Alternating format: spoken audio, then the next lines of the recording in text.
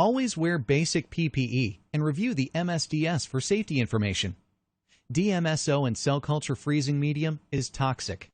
Thawing cells is a very stressful process for them to endure. To aid your cell's survival, perform each step quickly and under optimal conditions, such as temperature, medium formulation, and seeding density. Clean and set up the cell culture hood before you remove the cells from liquid nitrogen storage. You will need 10 milliliters of pre-warmed medium and a cell culture flask. This protocol is the same for cells thawed into a suspension flask, but the flask used will be different.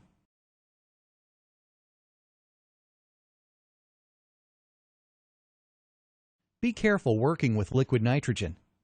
Ask the safety team at your institute if you're unsure what your PPE requirements are or how to safely work with liquid nitrogen. Working quickly so that no cells thaw while they're out of the liquid nitrogen storage tank, pull the vial of cells you need and place in a cup of dry ice to keep them cold in transit to the water bath.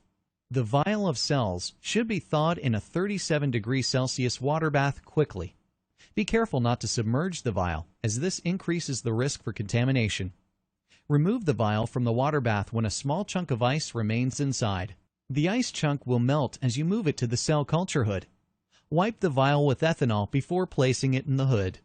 Working quickly, use a small pipette to transfer the contents of the vial to a 15 milliliter centrifuge tube.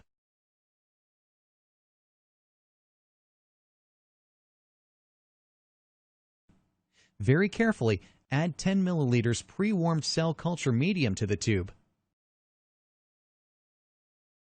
Start drop by drop, then gradually increase your rate in order to avoid osmotic shock.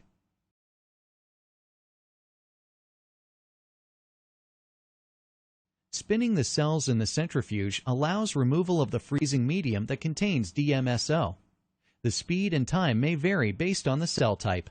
Some cell lines are too delicate to spin, so this step could be skipped in certain cases.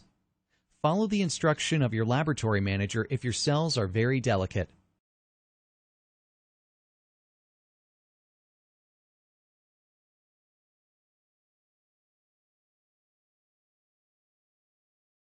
Discard the medium by pouring, pipetting, or using a vacuum.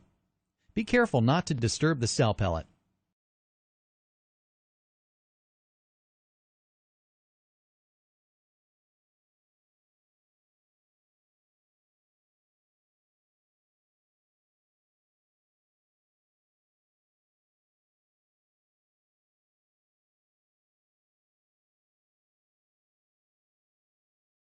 Resuspend cells in appropriate volume, usually 10 milliliters, of complete pre-warmed medium.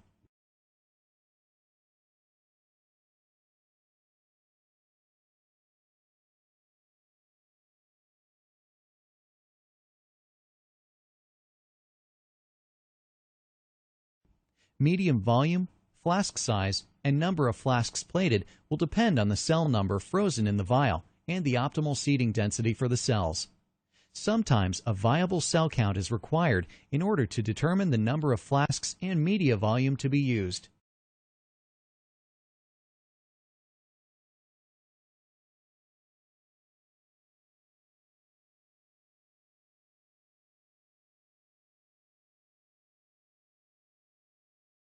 Place the flask in the incubator with a north-south, east-west rocking motion to ensure even distribution of the cells in solution.